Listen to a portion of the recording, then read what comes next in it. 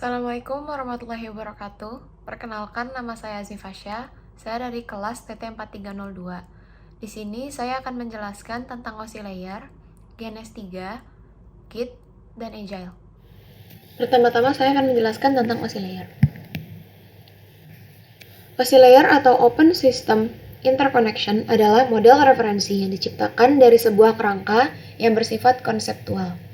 Tujuan dari pembuatan OSI Layer ini adalah menjadi model rujukan bagi setiap vendor atau developer, sehingga produk atau perangkat lunak yang dibuat memiliki sifat interpolate, yang berarti user dapat melakukan kerjasama dengan produk atau sistem tanpa perlu melakukan penanganan secara khusus atau spesial. Berikut adalah model dari OSI Layer. OSI Layer memiliki 7 layer. Layer ke-7 adalah application, layer ke-6 adalah presentation, layer ke-5 adalah session, layer ke-4 adalah transport, layer ke-3 network, layer ke-2 data link, layer pertama adalah physical. Layer ke-7 application. Fungsi dari layer ke-7 application ini adalah terjadi interaksi antarmuka end user dengan aplikasi yang bekerja menggunakan fungsionalitas jaringan, melakukan pengaturan bagaimana aplikasi bekerja menggunakan resource jaringan untuk kemudian memberikan pesan ketika terjadi kesalahan. Contoh protokol dari application layer adalah HTTP, FTP, SMTP, dan lain-lain. Layer ke-6 adalah presentation layer. Fungsi dari presentation layer ini adalah mentranslasikan format data yang hendak ditransmisikan oleh aplikasi melalui jaringan ke dalam format yang bisa ditransmisikan oleh jaringan. Pada layer ini juga data akan dienkripsi atau dideskripsi. Contoh protokolnya adalah JPG, GIF, MPG. Layer 5, session layer. Fungsi dari session layer ini adalah mengendalikan sesi koneksi dialog dan juga dapat mengelola bahkan pula memutuskan koneksi dari komputer. Agar bisa membentuk sesi komunikasi, maka digunakanlah sirkuit virtual yang mana dibuat oleh lapisan OSI bernama transport layer. Contoh protokol session layer adalah AppleTalk sama Winsock. Selanjutnya layer keempat adalah transport layer. Fungsi dari transport layer adalah untuk mengirim pesan antara dua atau lebih host yang ada dalam jaringan, menangani adanya pemecahan serta penggabungan pesan, dan melakukan kontrol untuk kendala jalur koneksi yang sudah diberikan. Contoh protokol adalah TCP, UDP, SPX. Layer ketiga adalah network layer. Fungsi dari network layer adalah mendefinisikan alamat IP, membuat header untuk paket-paket yang berisi informasi, baik IP pengirim data maupun IP tujuan. Contoh protokolnya adalah IP, ICMP, IPX, ARP. Layer 2 adalah data link layer. Fungsi dari data link layer adalah melakukan pemeriksaan kesalahan, membungkus bit hingga berbentuk data frame, mengelola skema pengamat fisik, dan terbagi menjadi 2 sublayer, yaitu MAC, media atau media access control, dan juga LLC adalah logical link control. Contoh protokolnya adalah Ethernet dan ATM. Layer 1 adalah physical layer. Fungsi dari physical layer adalah mendefinisikan media transmisi jaringan, metode pensinyalan sinkronisasi bit, arsitektur jaringan seperti halnya Ethernet atau token ring, topologi jaringan dan pengkabelan. Nah, selain itu, level ini juga mendefinisikan bagaimana network interface card atau NIC dapat berinteraksi dengan media kabel atau radio. Contohnya adalah Ethernet Fiber Wireless. Nah, berikut adalah cara kerja dari OSI layer. Application layer di sini mengirimkan data ke komputer lain berbarengan juga dengan presentation layer melakukan konferensi email menjadi sebuah format jaringan. Lalu berbarengan juga dengan session layer membentuk sesi perjalanan data sampai proses pengiriman data selesai dilaksanakan. Jadi 3 layer itu bekerja bersamaan. Selanjutnya adalah transport layer. Pengirim akan memecah data dan dikumpulkan kembali di transport layer penerima. Selanjutnya adalah network layer akan membuat sebuah alamat dan menuntun data sampai ke tempat tujuan. Selanjutnya adalah data link yang membentuk data menjadi frame dan alamat fisik. Kemudian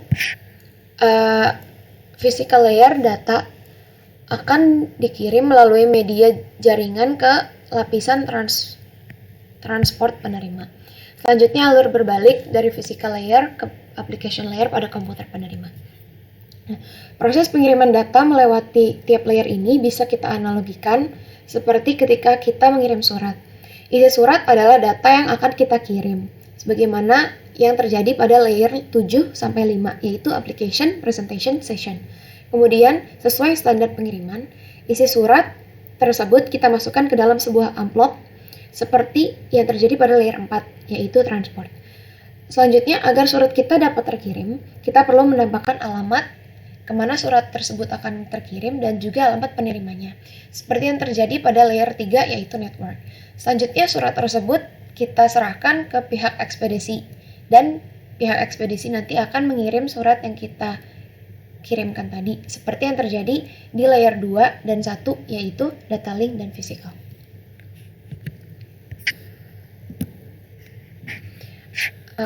Sekian untuk penjelasan tentang OSI layer. Selanjutnya saya akan menjelaskan tentang topologi abilene. Topologi abilene sendiri adalah topologi yang dimana satu router itu terhubung dengan banyak host. Tapi saya di sini hanya menggunakan satu host saja. Nah, di sini kita sudah punya R1 dengan F0-nya 192.168.11.10. Nah, memiliki subnetnya 27. Di sini kita akan coba untuk mengkonsolnya. Kita enter.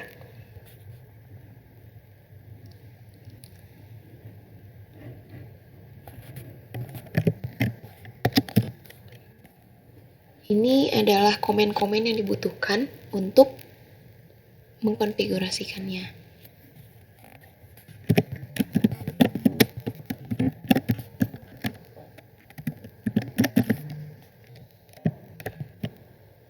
Kenapa kita menggunakan 0/0? Karena IP yang akan kita masukkan adalah yang ini. Jadi dia itu F0/0.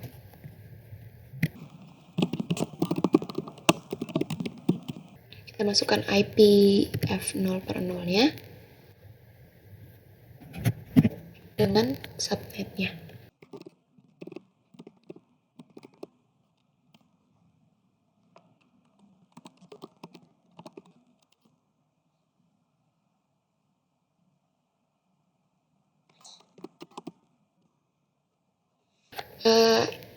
Ini sudah berhasil dan kita juga lakukan untuk ke F1/0 dan F2/0-nya.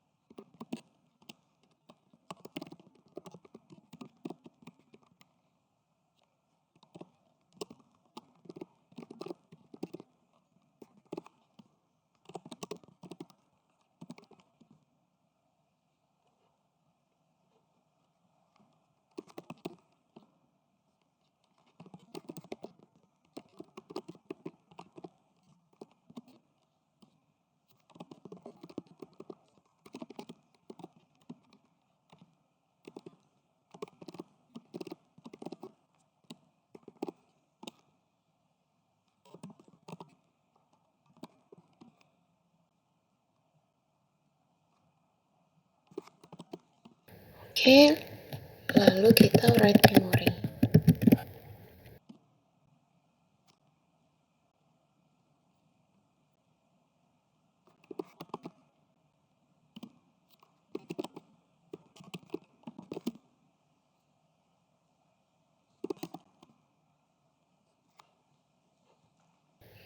Setelah itu kita routing PC-nya.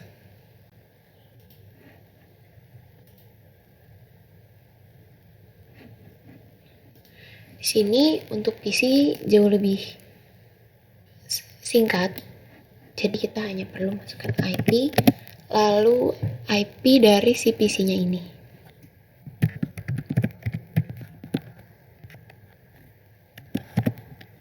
Juga subnetnya.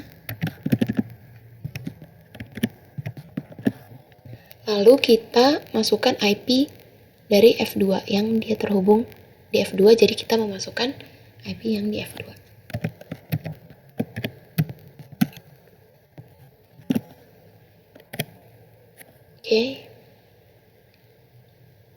Oke, lalu kita SHIP. Sudah, lalu kita save. Oke, lakukan itu juga kepada IP-IP yang lainnya. Selanjutnya kita akan melakukan MPLS, tetapi sebelum melakukan MPLS kita harus melakukan SPF terlebih dahulu pada routernya.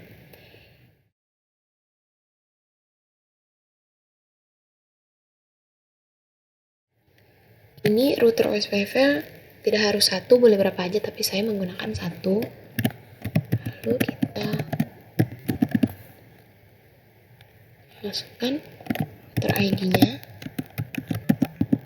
Saya pakai 1234. Lalu kita masukkan IP dari PC 1.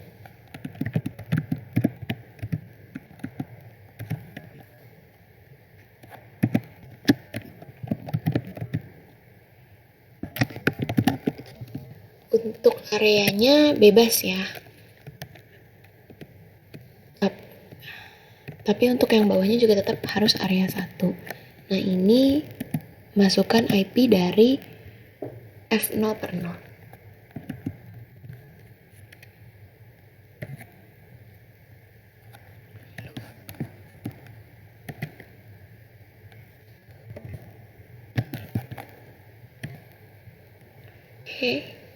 Oke, lalu exit.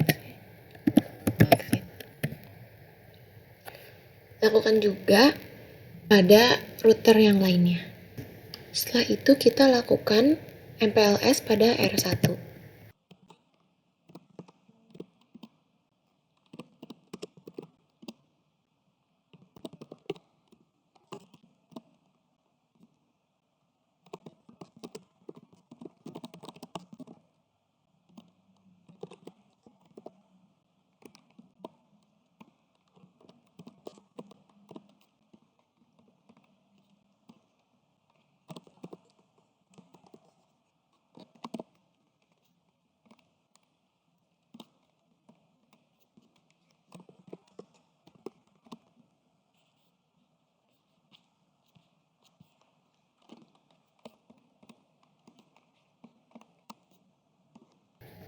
Lalu N, kita write memory.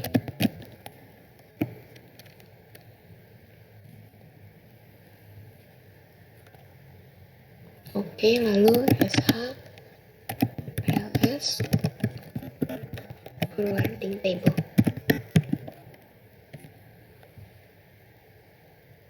Oke. Lakukan juga dengan router-router yang lainnya. Nah, selanjutnya karena sebelumnya saya telah mengerjakannya dengan lengkap, jadi kita menggunakan yang saya telah kerjakan itu. Jadi kita akan melakukan pengecekan. Pertama kita melakukan pengecekan di R1. Kita SHIP. Nah, lalu SHIP root. Nah, connected. Lalu kita akan melakukan ping ke R2 yang F0 per 0. Kita masukkan IP dari F0 per 0 R2-nya.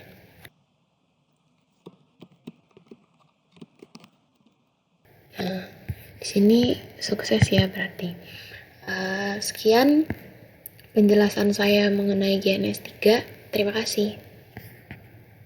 Selanjutnya, saya akan menjelaskan cara membuat repository dari Git dan juga mempushnya.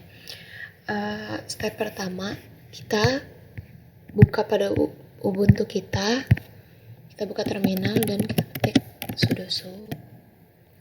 Kita masukkan passwordnya. Nah, lalu kita buka Git kita pada Firefox, lalu kita buat repositori baru. Di sini namanya My Project. Great.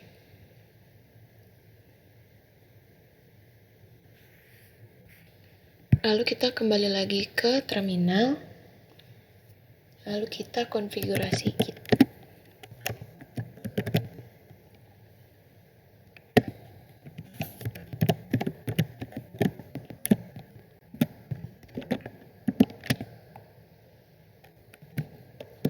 Lalu di sini kita masukin username kita pada GitHub yang telah kita buat sebelumnya. Jadi karena saya sudah pernah membuat akun GitHub, jadi di sini saya langsung masukkan username-nya, lalu email.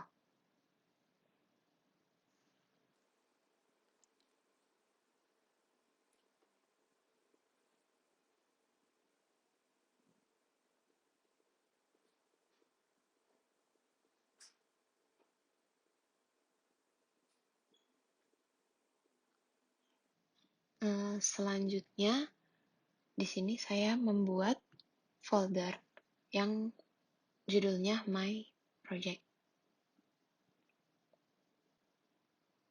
Lalu kita masuk ke folder tersebut.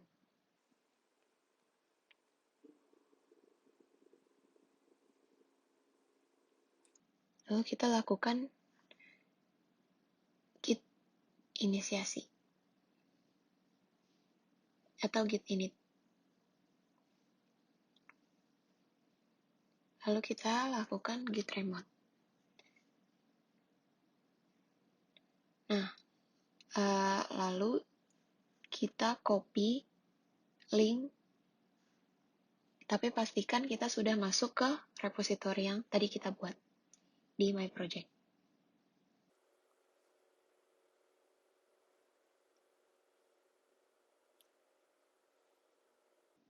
Jangan lupa ditambahkan .git.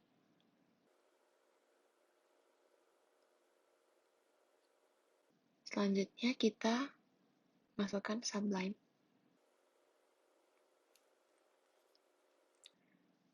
Memasukkan Sublime-nya langsung dengan judul project-nya. Jadi sub-l myproject.c.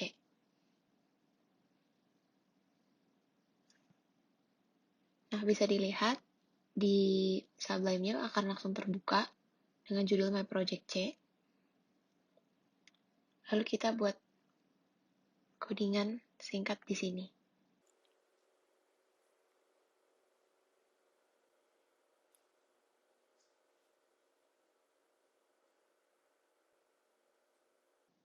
Setelah itu jangan lupa kita save.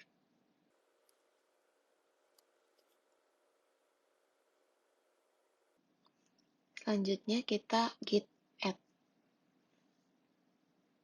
My Project C sesuai dengan nama yang di Sublime tadi.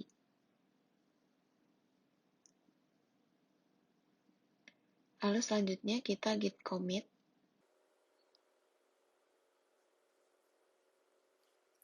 Oke.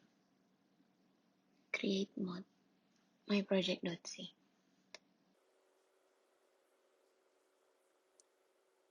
Selanjutnya kita akan mempush agar muncul di akun GitHub kita, di repositorinya tepatnya. Nah, di sini diminta untuk username GitHub kita apa, lalu passwordnya.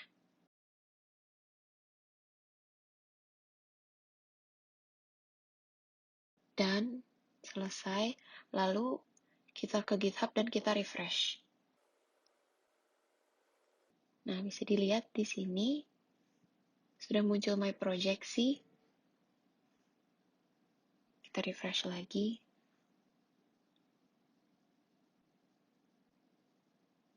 Nah, jika dibuka,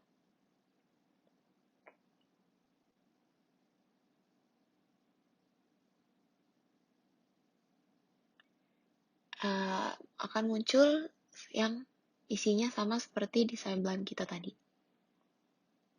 Terakhir, saya akan menjelaskan tentang Agile. Agile sendiri memiliki arti tangkas. Tangkas adalah suatu pola pikir dan kebiasaan. Ada 3 poin penting dalam Agile, yakni 1. Mengidentifikasi masalah atau peluang, 2. Bergerak menindaklanjuti dan melakukan, dan ketiga adalah melakukan keduanya secara iteratif tanpa henti dengan periode yang singkat. Agile dalam sisi software development adalah metodologi pengembangan software yang didasarkan pada proses pengerjaan yang dilakukan berulang, di mana aturan dan solusi yang disepakati dilakukan dengan kolaborasi antar tiap tim secara terorganisir dan terstruktur.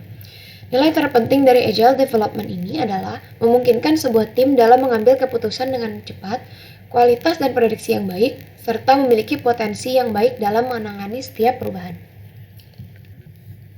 Tujuan dari Agile Software Development ini ada 7.